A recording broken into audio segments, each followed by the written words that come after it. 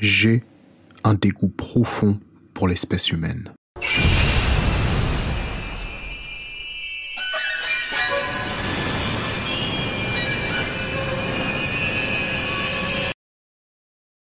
Mais la bonne nouvelle derrière ce sentiment, c'est qu'il est partagé par énormément de personnes, dont nombre d'auteurs, de créateurs, d'artistes qui ont l'opportunité de partager leur vision du monde.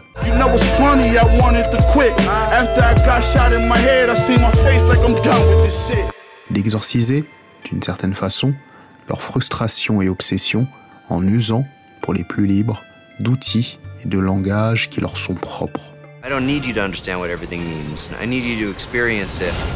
C'est cette liberté créative qui permet à ces œuvres de coexister, surtout quand elles traitent d'un sujet aussi large et universel que notre part d'ombre. Il existe une infinité de voix qui peuvent se poser sur une même thématique. Certaines, pour des raisons propres à chacun, résonnent plus que d'autres. Chez moi, dans ce domaine, c'est celle de Yoshihiro Togashi.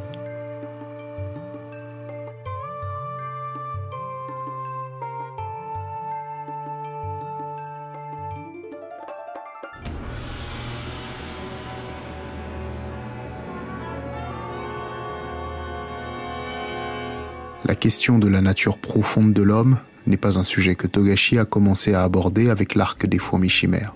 C'est un sujet qui le travaille depuis le début de sa carrière avec le personnage de Shinobu Sensui dans Yu Yu Hakusho, une des premières incarnations réussies des ressentiments de l'auteur pour la race humaine. Un personnage à la base pur, mais avec une vision du monde étriquée, manichéenne, totalement brisée, après avoir été exposé aux vices de l'homme et la réalité froide du monde.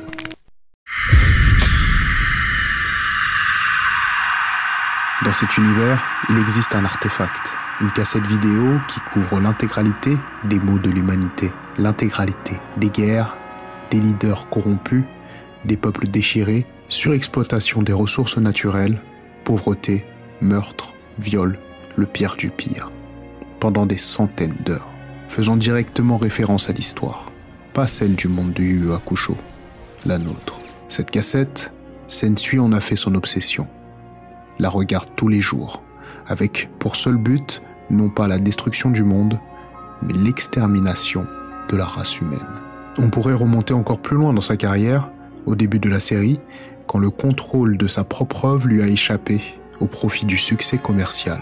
Un tournant pour l'auteur.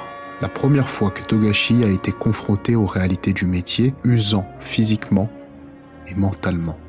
Sa vision du monde, à lui aussi, a été brisée. Il en parle ouvertement à son lectorat dans la préface du tome 6 d'ailleurs ce fou. Dans les précédentes séries, si je devais me réincarner, je vous ai raconté des histoires bien pathétiques. Cette fois, je vais vous raconter mon histoire. Au cours de l'année 1991, j'ai été malade pendant 6 mois. Période durant laquelle j'ai dû rester allongé pour vous dessiner votre série adorée. Triste, non? Et ce n'est pas tout. Récemment, un vilain virus s'est attaqué à moi. Je continue néanmoins à dessiner comme un automate. D'ailleurs, je vous épargnerai les détails sordides, sauf s'il y a des amateurs. Bref, mes proches s'inquiètent pour moi et ils craignent surtout pour ma santé mentale. Il paraît que je suis louche. À bientôt! En résulte de ça, l'introduction dans ce même tome du personnage de Tarukane, un entrepreneur tortionnaire, avide et surtout humain, qui ne cherche qu'à exploiter Yukina, une démone, à produire des perles rares au prix de ses larmes.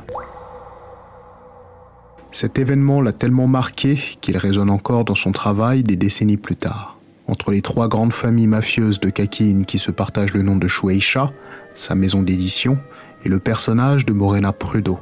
Le point culminant de toute cette histoire, l'extension de Shinobu Sensui, la nouvelle incarnation de la rage de Togashi. Depuis son départ, le monde n'est plus le même. De nouveaux événements drastiques se sont rajoutés à notre histoire, des événements qui ont sans aucun doute possible marqué l'auteur. Ce choix de mettre Morena à la couverture de ce volume, de mettre en image son retour avec ce personnage, en dit long. L'absence de couleur aussi. Malgré toutes ces années, l'homme souhaite toujours nous partager ses frustrations, sa vision du monde, à ouvrir des discussions, car lui aussi comme ces personnages n'arrivent pas à échapper à une fatalité qui nous lie tous, la contradiction humaine. J'ai une admiration profonde pour l'espèce humaine.